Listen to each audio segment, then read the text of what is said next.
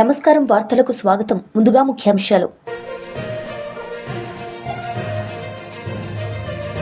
రాష్ట్రంలో అన్యాయానికి వేధింపులకి గురవుతున్న బాధితుల కోసం సరికొత్త యాప్ను తీసుకురాబోతున్నాం. మాజీ సీఎం జగన్.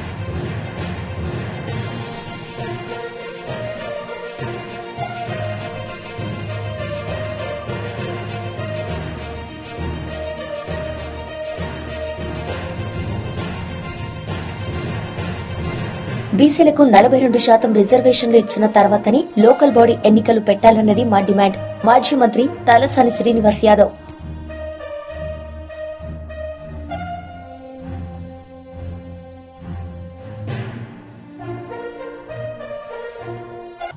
రాష్ట్రంలో అన్యాయానికి వేధింపులకి గురవుతున్న బాధితుల కోసం సరికొత్త యాప్ను తీసుకురాబోతున్నామని మాజీ ముఖ్యమంత్రి జగన్ వెల్లడించారు. ఈ సందర్భంగా ఆయన మాట్లాడారు. ఒక యాప్ రిలీజ్ చేయబోతున్నాం. రాష్ట్రంలో ఎక్కడైనా కానీ ఎవరికైనా కానీ ఏ అధికారితో అయినా కానీ హెరాస్మెంట్కి ఎవడైనా లోన్ అయితే ఆ యాప్ లేకపోయి యాప్ అడిగే క్వశ్చన్, నీకు ఏ రకంగా అన్యాయం జరిగింది అని. ఫలాని అధికారి నన్ను ఫలాని రకంగా ఫలాని వాడి ఇన్ఫ్లుయెన్స్లో నన్ను అన్యాయంగా నా మీద కేసు పెట్టి నన్ను చిత్రహింస పెట్టినాడు అని చెప్పి ఎవడైనా కూడా యాప్ ద్వారా ఆ అధికారి పేరు దగ్గర నుంచి ఆయనకు జరిగిన ఏ పరిస్థితుల్లో ఆయన ఏ రకంగా ఇబ్బంది పడ్డాడు అనేది ఆయన చెప్పచ్చు. ఆయన దగ్గర ఏదైనా ఆధారాలు ఉంటే ఆ ఆధారాలు కూడా ఆయన అప్లోడ్ చేసే ఫెసిలిటీ కూడా కల్పిస్తూ ఉన్నాం. సో ఇంకో బటన్ నొక్కితే ఆయన కావాల్సిన ఆయన దగ్గర ఉన్న ఆధారాలు ఏదైనా ఉంటే ఆధారాలు కూడా ఆయన అప్లోడ్ చేయొచ్చు. ఆటోమేటిక్లీ ఆ కంప్లైంట్ మన డిజిటల్ లైబ్రరీలోకి వచ్చేస్తుంది. ఆ యాప్ ద్వారా మన డిజిటల్ లైబ్రరీ మన దగ్గర ఉన్న మన సర్వర్లలోకి మన డిజిటల్ లైబ్రరీలోకి వచ్చేస్తుంది.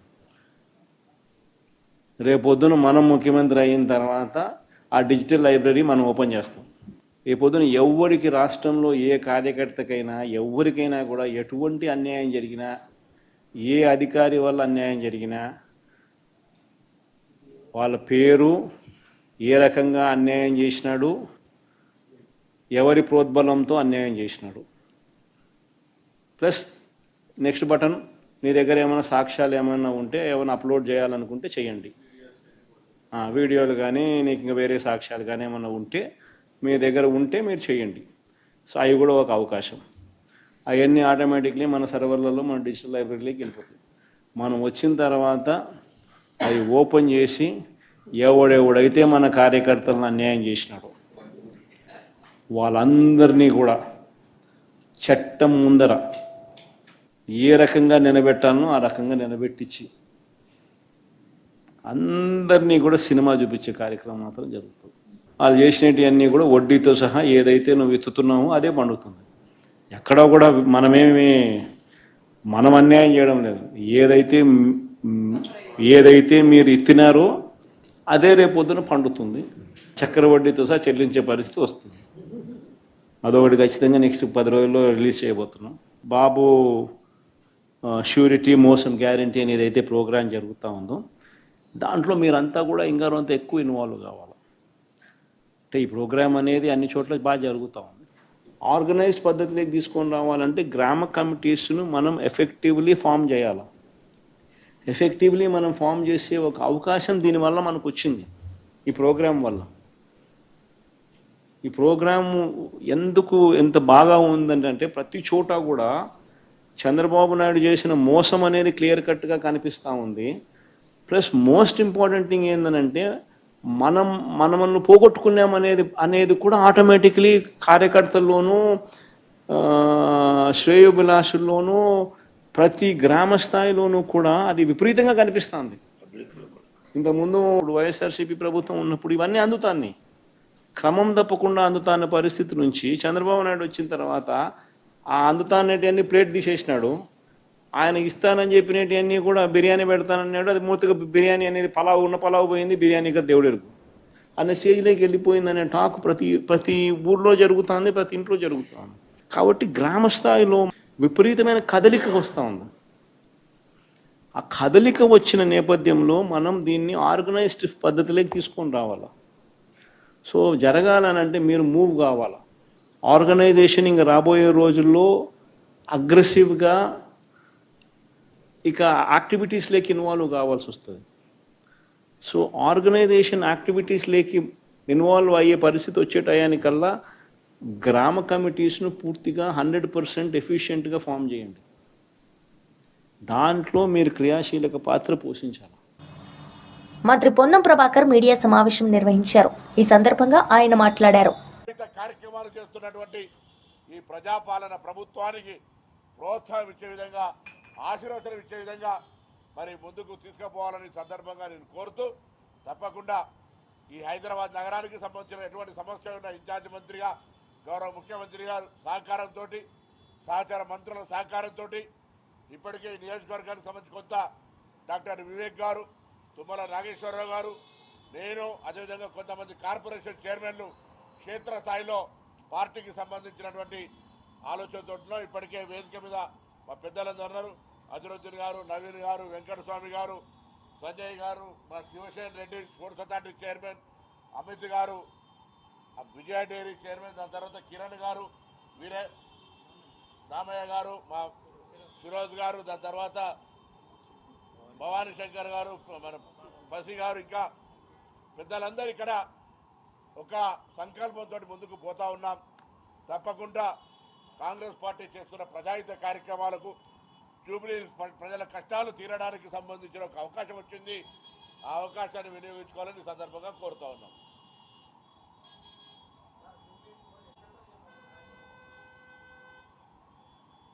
అభ్యర్థుల ఎంపిక మా చేయిలోది కాదు, ఏఐసిసి చూసుకుంటుంది. కానీ ఒక మాట మాత్రం స్పష్టం, అభ్యర్థులు స్థానిక జూబ్లీ హిల్స్కి సంబంధించిన వాళ్ళే ఉంటారు. బయట నుంచి అభ్యర్థుల దిగుమతి ఉండదు.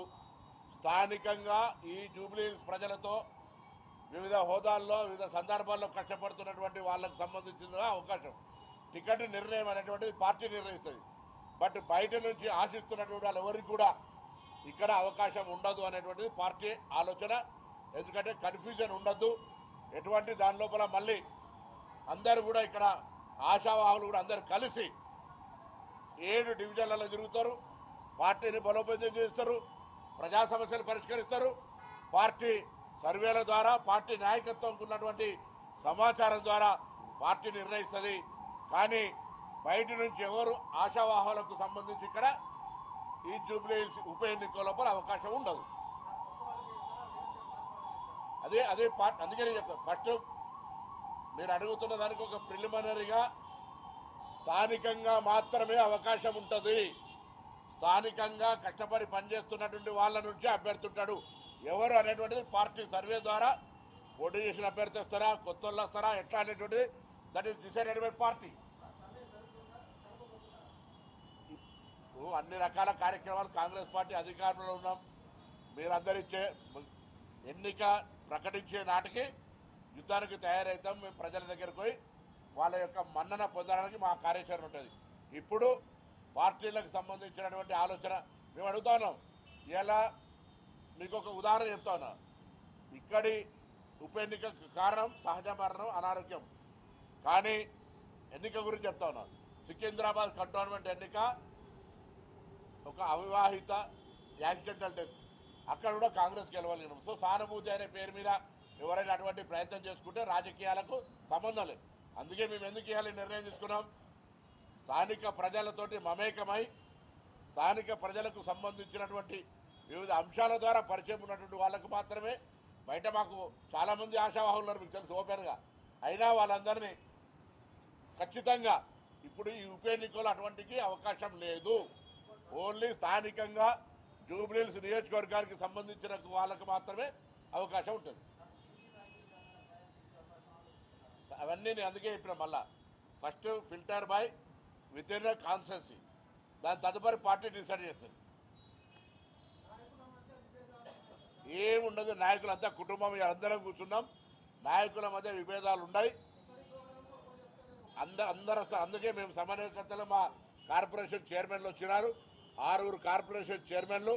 ఇక్కడ దాదాపు 1,50,000 కొత్త యూనిట్స్, అంటే రేషన్ కార్డుల యొక్క ఉన్న దాంట్లో నా పేరు మీద రేషన్ కార్డు ఉంటే 10 సంవత్సరాలుగా నా కుటుంబ సభ్యుల సంఖ్య పెరిగితే కూడా ఆ సంఖ్యను అందులో నమోదు చేసుకునేటువంటి అవకాశం లేకుండే ఈరోజు ఆ విధంగా 1,50,000 కార్డుల్లో దాదాపు 2,50,000 మంది పేర్లను నమోదు చేసుకున్నటువంటి కార్డులను కూడా ఇస్తా ఉన్నాం.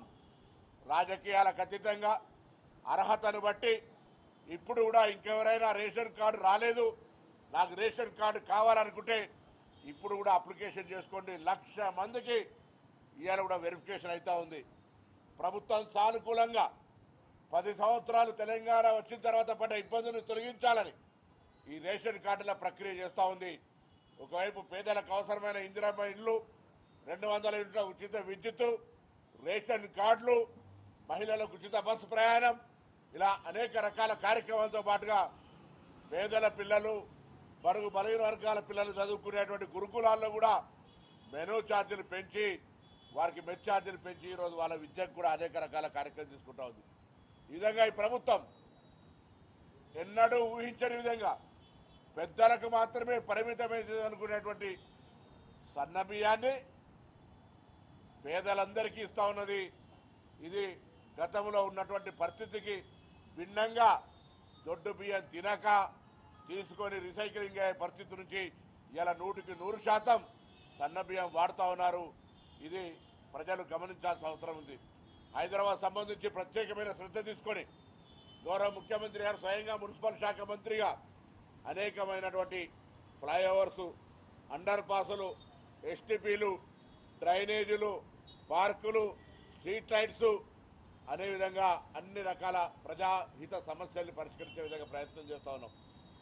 తెలంగాణ రాష్ట్రం వచ్చిన తర్వాత హైదరాబాద్ సంబంధించి కృష్ణా కానీ గోదావరి నుంచి ఒక్క టీఎంసీ వాటర్ తెచ్చే ప్రయత్నం చేయలే టీఆర్ఎస్ ప్రభుత్వం. ఆనాడు గోదావరి జలాలు తెచ్చినా, కృష్ణా ఫేజ్ 1, ఫేజ్ 2, ఫేజ్ 3 తీసుకొచ్చినా కాంగ్రెస్ హయాంలో మాత్రమే జరిగినాయి. ఇప్పుడు మళ్ళీ గోదావరి ఫేజ్ 2 కింద 15 టీఎంసీలకు సంబంధించినటువంటి ప్రక్రియ కొనసాగుతూ ఉంది. హైదరాబాద్ నగరం పెరుగుతూ ఉంది. హైదరాబాద్లో ఆ రోజు ఉన్నటువంటి 540 MLD వాటర్నే ఇప్పటికి కూడా ఇవ్వాల్సిన పరిస్థితి వస్తూ ఉంది. అందుకే అండర్ గ్రౌండ్ ఏదైతే వాటర్ హార్వెస్టింగ్ ఉందో దాన్ని పెంచుకోవాలని ఇక్కడ ఉన్న హైదరాబాద్ నివాసులందరూ కూడా ఒక అవేర్నెస్ క్రియేట్ చేస్తూ ఉన్నాం. గ్రీనరీ పెంచి ఢిల్లీలాగా కాకుండా హైదరాబాద్ కాలుష్య నివారణ నగరంగా ఉండడానికి ప్రయత్నం చేస్తూ ఉన్నాం. దానికి అనుగుణంగా రింగ్ రోడ్డు లోపల ఈవీ పాలసీ తీసుకొచ్చినాం. ఫ్రీ ఆఫ్ ట్యాక్స్ తోటి ఎంత ఉన్నా ఈవీ వెహికల్స్ అన్ని తీసుకొచ్చే విధంగా చర్యలు తీసుకుంటున్నాం.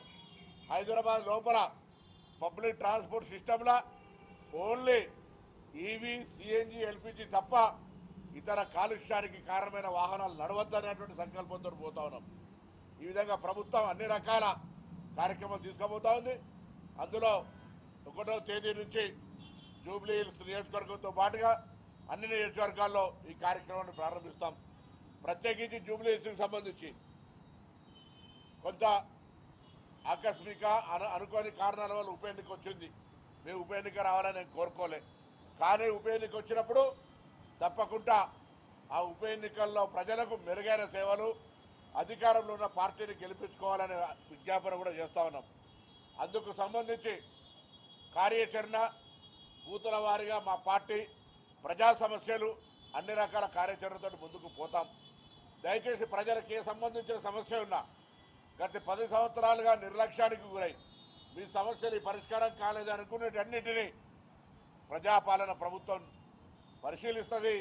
వాటిని మీకు ఎటువంటి ఇబ్బంది లేకుండా చేస్తుందనే మాట కూడా ఈ సందర్భంగా మనవి చేస్తాను.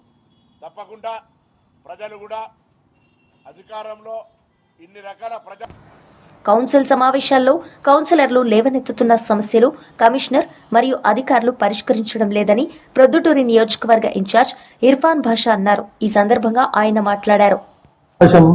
నిర్వహించడం జరుగుతూ ఉంది. గత సంవత్సరాల నుండి ఒక కౌన్సిలర్గా అనేక సమస్యలు వార్డుకు సంబంధించి కానీ, అలాగే ప్రొద్దుటూరు నియోజకవర్గ సమస్యలు తెలియజేయడానికి కానీ అనేక సార్లు మా వాయిస్ అనేది వినిపిస్తూనే ఉన్నాం. ఈ సమావేశం ఎలా ఉన్నాయంటే కేవలం ఒక టైం పాస్ చేసేట్లే ఉన్నాయి. ఎందుకంటే ప్రతి ప్రొద్దుటూరు నియోజకవర్గంలో ప్రతి వార్డుకు సంబంధించి అనేక సమస్యలు ఉంటాయి. అవన్నీ ఎజెండాకు రావు. ఏమన్నా అంచనాలకు కానీ లేకుంటే పనులకు సంబంధించి ఎజెండాలో వస్తాయి. అవి ఆమోదమా లేకుంటే తిరస్కరించడమా అనేది జరుగుతుంది. అవి కాక అనేక సమస్యల మీద దాదాపుగా ప్రతి కౌన్సిలర్ కూడా వారి సమస్యలు తెలియజేస్తా ఉన్నారు. కానీ ప్రొద్దుటూరు మున్సిపల్ కమిషనర్ గారు కేవలం ఆ సమావేశం వరకే వాళ్ళు మాట్లాడి తర్వాత వాళ్ళు కొద్ది టైం ఇస్తారు, చెప్తారు మాకు కొద్ది రోజులు టైం కావాలా ఈ సమస్య పరిష్కరించాలని చెప్పి, తర్వాత ఆ సమస్య పరిష్కరించరు. ఎందుకు ఇలా అనేసి అనేక సార్లు ప్రశ్నించడం జరిగింది. ఇప్పుడు మనం చూసుకున్నట్లయితే పోయిన సమావేశంలో ఎజెండాకు సంబంధించిన విషయాలు కాకుండా అనేక సమస్యల మీద చర్చించడం జరిగింది. కానీ ఇప్పటి వరకు కూడా దాని గురించి ఎటువంటి పరిష్కారం లేదు. కేవలం టైం పాస్ చేసుకుంటూ కాలక్షేపం చేసుకుంటా ఉన్నారు. ప్రొద్దుటూరు మున్సిపల్ సమావేశం అంటే ఒక మాయా బజార్లో తయారైంది. ఇక్కడ మాయా మాంత్రికులు ఎవరంటే వచ్చే కమిషనర్ లాగా తయారైనారు. ఎందుకంటే మనం చూస్తూనే ఉన్నాం, కేవలం ఇక్కడ ఏ కౌన్సిలర్ కూడా ఏ సమస్య మీద ప్రశ్నించినా ఏ సమస్య మీద మాట్లాడినా కూడా టైం ఇస్తారో కొద్ది రోజులు పరిష్కరిస్తామంటారో కానీ పరిష్కరించరు. కేవలం ఆ సమయానికి అధికారులు ప్రొద్దుటూరు పురపాలక ఈ సమావేశాల్లో కేవలం గారడి చేస్తారు. ఈ అధికారులు కమిషనర్ గారడి చేసి ఆ కొద్దిసేపు ఈ సమస్యలు పరిష్కరిస్తామని చెప్పి మాటలు చెప్పి ఆ సమావేశం అయిపోయిన తర్వాత ఎవరి దారి వాళ్ళు వెళ్ళిపోతారు. మళ్ళీ నెక్స్ట్ సమావేశానికి వచ్చినప్పుడు ఏమయ్యా ఈ సమస్యలు పరిష్కరించారా అంటే లేదు పరిష్కరించలేదంటారు. అలాంటప్పుడు ఈ సమావేశాలు పెట్టాల్సిన అవసరం ఏముంది చెప్పండి? ప్రొద్దుటూరు కౌన్సిల్ సమావేశంలో కౌన్సిలర్లు ఎన్నుకోబడిన కౌన్సిలర్లు ఈ సమస్యల మీద లేవనెత్తుతా ఉంటే అవి అధికారులు కానీ కమిషనర్ కానీ పరిష్కరించినప్పుడు ఆ సమావేశాలు పెట్టి ఉపయోగం ఏంటని చెప్పి ఈ సందర్భంగా నేను ప్రశ్నిస్తా ఉన్నాను. దీనికంటే ఒక సమావేశం పెడితే ఒక 50,000 నుంచి ₹1,00,000 ఖర్చు అవుతుంది. అవసరం ఏముంది? సమస్యలు పరిష్కరించినప్పుడు ఆ డబ్బు ప్రజాధనం ఎందుకు మీరు వేస్ట్ చేస్తారు? దుర్వినియోగం ఎందుకు? కేవలం టైం పాస్ అక్కడ పోవడం, టీలు కాఫీలు తాగడం. మేము మా కౌన్సిలర్గా మాట్లాడితే అక్కడ సమస్య పరిష్కరించకపోగా గారడి చేసి ఒక మాయ మాంత్రికుల్లాగా మాటలు చెప్పి పరిష్కరిస్తామని చెప్పి మభ్య పెడతా ఉన్నారు. గత ఆర్ఐటి థియేటర్ దగ్గర అది పాత హౌస్ తీసి ఆ ఏరియాలో పూడికలు తీయాలా, ఆ పూడికలు తీయకుంటే ఆ మురుగునీరని మరి బ్యాక్ వచ్చేసి రిటర్న్ కొట్టి ఇళ్లలోకి వచ్చే పరిస్థితి ఉందని చెప్పి అనేక సార్లు వివరించినాం. కానీ ఈ రోజుకు నెల అవుతా ఉన్నా కూడా దాని గురించి పట్టించుకున్న పాపాన పోలేదు. మరి ఈ రోజు కొత్త ఎజెండా తీసుకొచ్చారు. ఈ ఎజెండాలో చూసుకున్నట్లయితే రాటిఫైలు ఎక్కువ రాటిఫై అంటే ఏంది? గత నెలలో జరిగిన సమావేశం నుంచి ఇప్పుడు జరుగుతున్న ఈ సమావేశం మధ్యలో ఏదైనా ఎమర్జెన్సీ పనులు జరిగితే అవి అక్కడ చేసుకుని తర్వాత కౌన్సిల్ తీసుకొస్తారు ఆమోదించడానికి. అయిపోయిన పెళ్లిళ్ళకు మేళాలు అన్నట్టు ఈ కౌన్సిల్ వ్యవహరిస్తా ఉన్నారు. ఇక్కడ ఏం లేదు. మాకు ఒక కౌన్సిలర్ అన్నాక కౌన్సిలర్ సమస్యలు చెప్పినప్పుడు వారు పరిష్కరించాలా. కమిషనర్ అనేవారు పరిష్కరించినప్పుడు ఎందుకు కేవలం దీనికోసమా రాటిఫైలు ఆమోదం టీ తాగినామా, కాఫీ తాగినామా, డ్రై ఫ్రూట్స్ తిన్నామా, ఇంట్లోకి పోయినామా, ఇదేనా? దీనికోసం సమావేశం పెడతా ఉన్నారా? ఇవి కాకుండా అనేక సమస్యలు మనం లేవనెత్తుతా ఉన్నాం. ఇక్కడ ఈ సమస్యలు పరిష్కరించినప్పుడు ఎందుకయ్యా చెప్పండి? ఖర్చు ఎందుకు? సమావేశాలు నిర్వహించద్దు.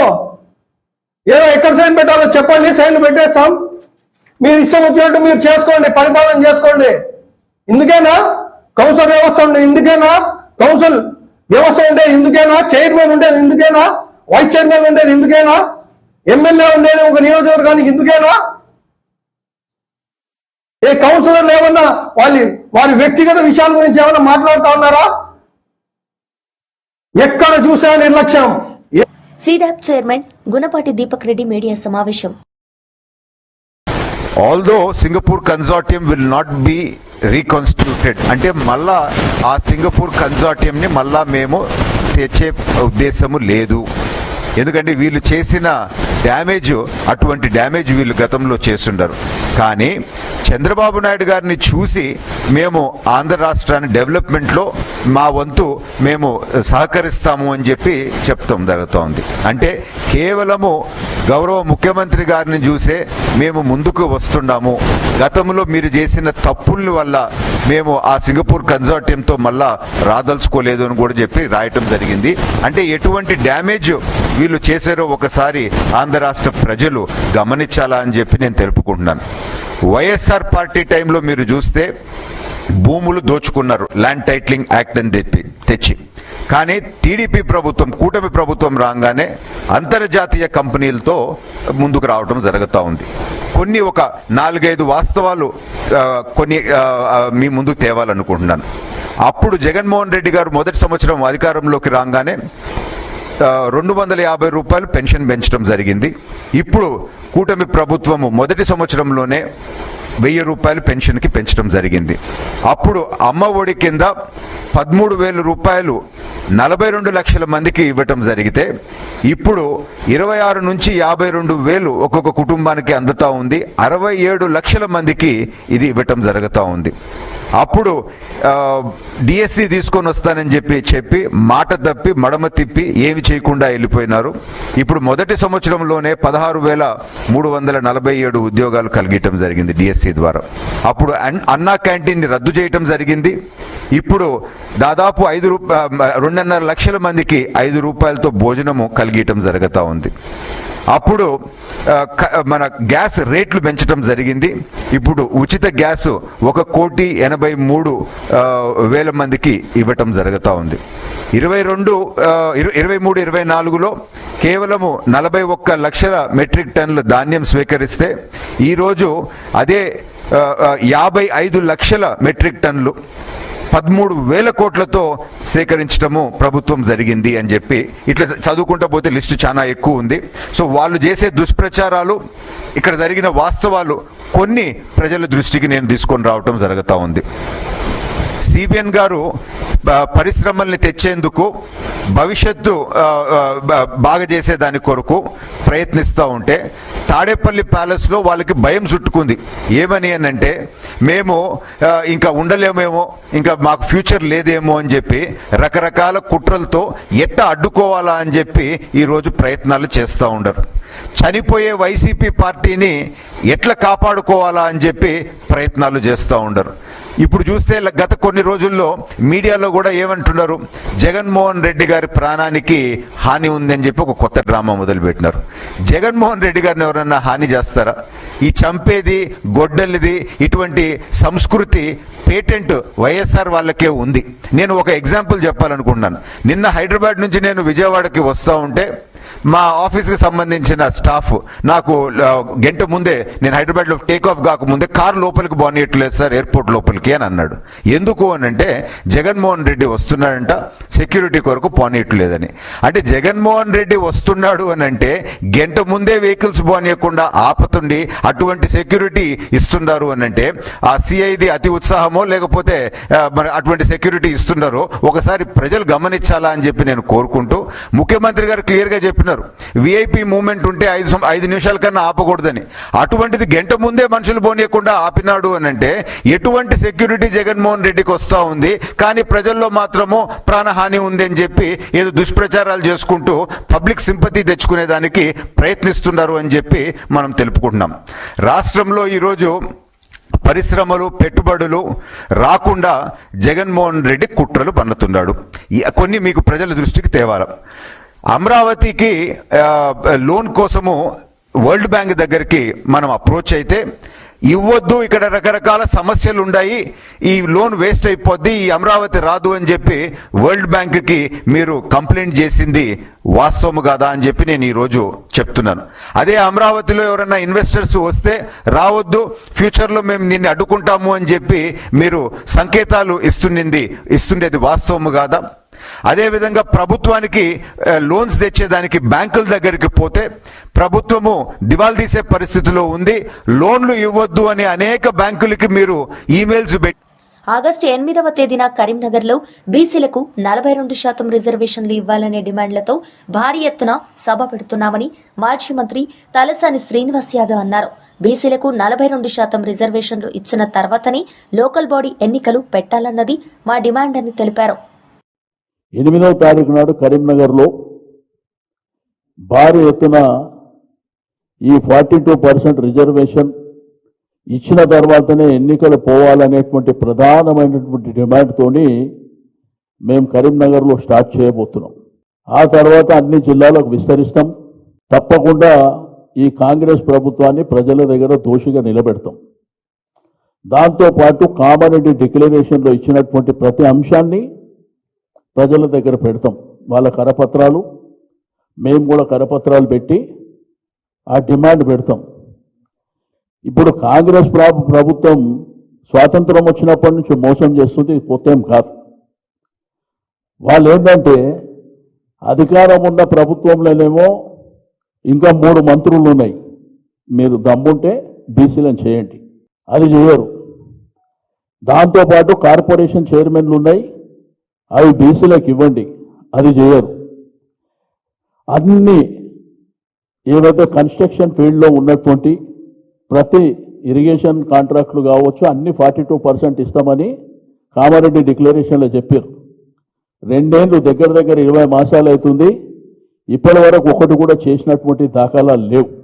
రెండోది, అధికారంలో ఎవరైతే ఐఏఎస్ కానీ ఐపీఎస్ కానీ లేకపోతే ఇంజనీరింగ్ కానీ లేకపోతే డిపార్ట్మెంట్లో పనిచేసేటువంటి బీసీలని అందరినీ లూప్ లైన్లో వేసి ఫార్వర్డ్ కమ్యూనిటీకి సంబంధించిన వాళ్ళనే మెయిన్ స్ట్రీమ్లో పెట్టిర్రు.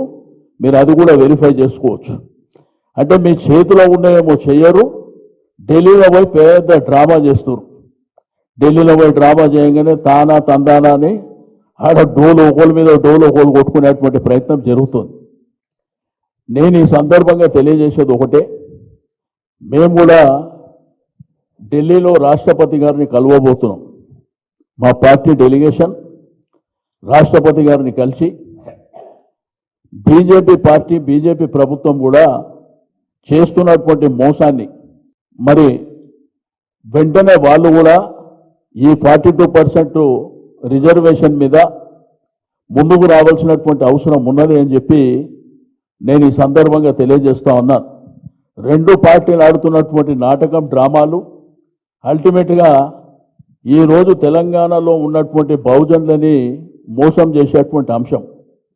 కాబట్టి ఈ సందర్భంగా మా పార్టీ పరంగా ఇచ్చేటువంటి పిలుపు, రేపు జంతర్ మంతర్ దగ్గరనో లేకపోతే ఢిల్లీలో జరిగిన ధర్నా తర్వాత ఆ వారంలోనో మళ్ళీ క్యాబినెట్ పెడతారు. క్యాబినెట్ పెట్టి ఆ రోజు డిక్లేర్ చేస్తారు, నోటిఫికేషన్లు ఇస్తుర్రు. రెండోది, ఎలక్షన్కు పోతున్నాం, హైకోర్టు డైరెక్షన్ ఉంది కాబట్టి ఇది మోసం చేసింది బీజేపీ ప్రభుత్వం. కాబట్టి మేము ఎలక్షన్లకు పోవాల్సిన హైకోర్టు డైరెక్షన్ ప్రకారం వెళ్తున్నాం. మా పార్టీ పరంగా టికెట్లు ఇస్తాము, బీసీలకు 42% అని చెప్పబోతున్నారు. కాబట్టి ప్రజలందరూ, మా బహుజన బిడ్డలు అందరూ కూడా అప్రమత్తంగా ఉండవలసినటువంటి అవసరం ఉంది.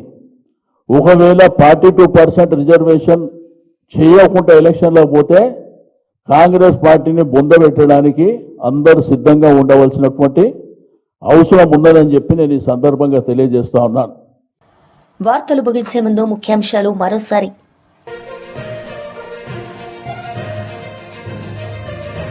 రాష్ట్రంలో అన్యాయానికి, వేధింపులకి గురవుతున్న బాధితుల కోసం సరికొత్త యాప్ను తీసుకురాబోతున్నాం. మాజీ సీఎం జగన్.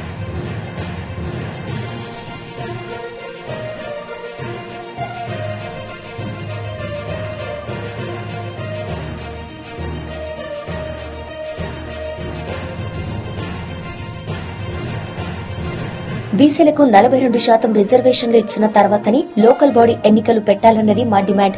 మాజీ మంత్రి తలసాని శ్రీనివాస్ యాదవ్.